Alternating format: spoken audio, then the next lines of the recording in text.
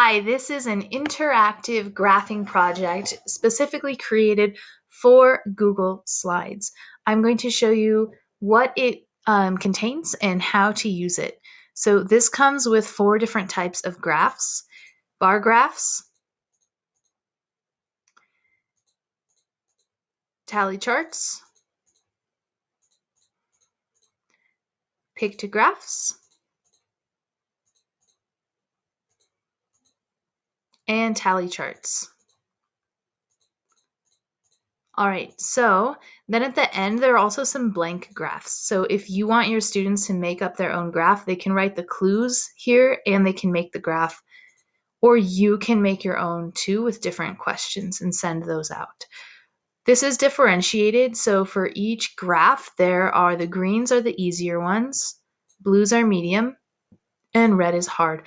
But they are all different, so you can assign all 6 if you want. There are 6 bar graphs, 6 line plots, 6 pictographs, and 6 tally charts. The other really cool thing about this project is that they're not just interpreting graphs, they're also making the graph. So on this one, they interpret the graph and they write their answers in these boxes. And to do that, all they have to do is click once and type. And then here, they're going to look at the clues and actually resize these to make the graph itself. And there is a video here teaching them how to do that. So you can delete this video if you want, but this is a resource for the students that teaches them how to make the graph.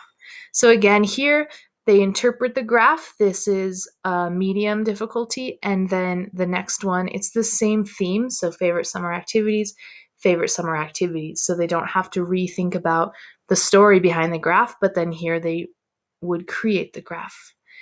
And then there's the hard level, interpret the graph for animals seen at the farm, and then make a graph with some different clues there. Then for the tally charts, it's a similar format. So first they interpret the chart and they answer the questions.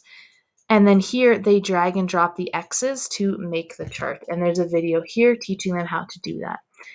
Medium difficulty, and then hard. Then there's pictographs, which I think are super fun. So they interpret the graph here. This is a 1-to-1 scale, and then same 1-to-1 scale with the apples, and they would create the graph. There's a video here showing them how. And then we get into medium difficulty, so the scale is different, and they're going to interpret the graph, and then they will make a graph. And this is different. The clues are different from when they're interpreting it, but the theme stays the same. And then for the hard difficulty, we have a different scale, and they interpret the graph, and then they make their own graph. And again, there's a video here. At the end, we have the tally charts, and they interpret this, and then they make their own with different clues here, and they drag and drop, and there's a video up here showing them how to do that.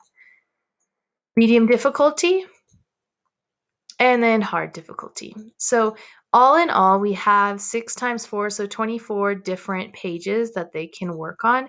And you can edit this and delete pages if you want to just assign the green ones or just assign the make the graph ones. And then another cool thing you can do is at the bottom, you can delete these, or you can make up your own graph by typing in a title, the intro, the questions, or these would be the clues.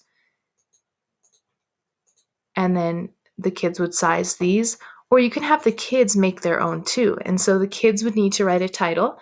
They need to label the x-axis, so this would be favorite movies, for example, number of kids who liked it, something like that. And then they would write in here the name of the movies, and they could delete these boxes if you just want to do 4 movies and then move those around, and then they'd write clues.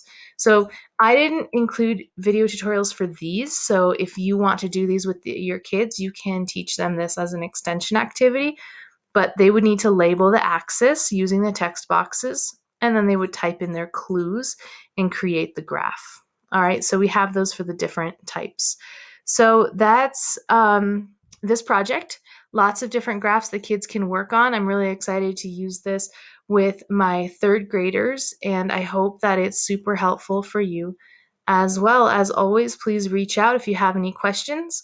And you can also click on this video here to see a tutorial for assigning in Google Classroom.